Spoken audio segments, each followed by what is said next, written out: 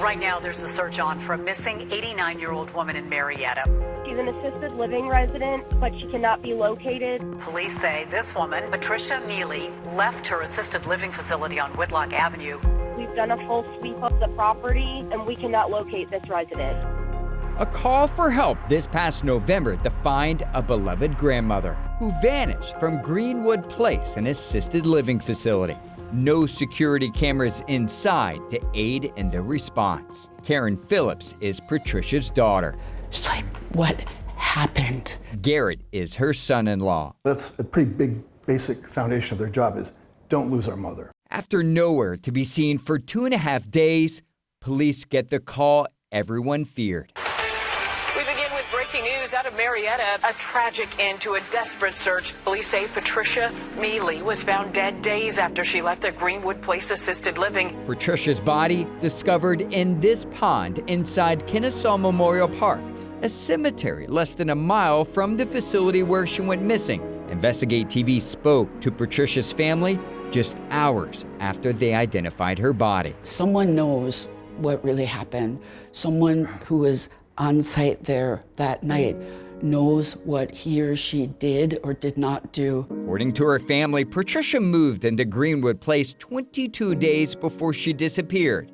They say staff knew she was cognitively impaired, explaining that Patricia once locked herself in her own room, mistook a fire alarm for an elevator button, and told everyone she worried about getting lost. She told me that I'll get lost. So what do I think she was thinking?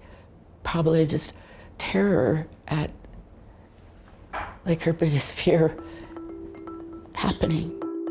The operator of Greenwood Place, Tarabella Senior Living, declined interview requests, but in a statement said, "We're fully cooperating with law enforcement and providing all necessary information to support their efforts." An investigation by Investigate TV uncovered Patricia's disappearance. Something regulators call elopement is one of hundreds that have happened at assisted living facilities and nursing homes across the country.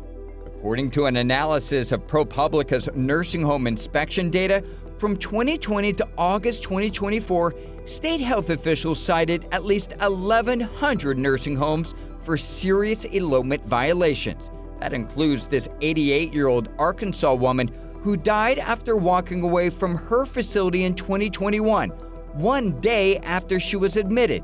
This elderly South Carolina man found dead in a pond after wandering away from his facility in 2022.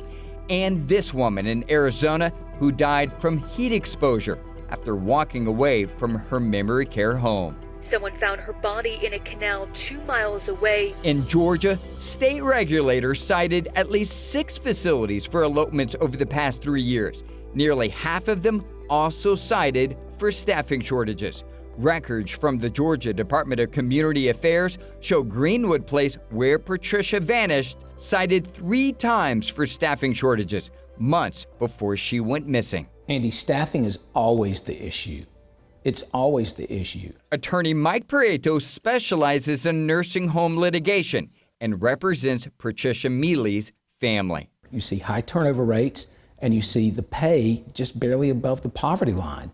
And you can't have continuity of care when you have a constant turnover of these care providers. According to SeniorLead.com last year, an industry think tank, Georgia ranked as the 3rd worst state in the nation for elder care staffing. And as Wall Street firms take over more nursing homes, quality in those homes has gone down. To address the problem, the Biden administration announced new staffing mandates this past April, which will require at least one registered nurse working 24/7 at facilities that receive federal subsidies.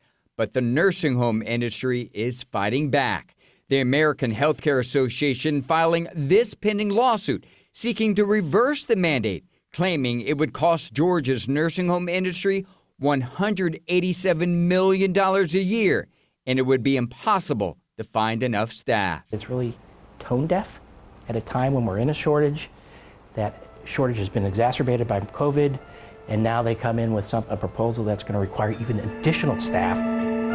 A family mourning the loss of their matriarch, desperate for answers. We think someone ought to be held accountable And we can't imagine this happening to anybody else.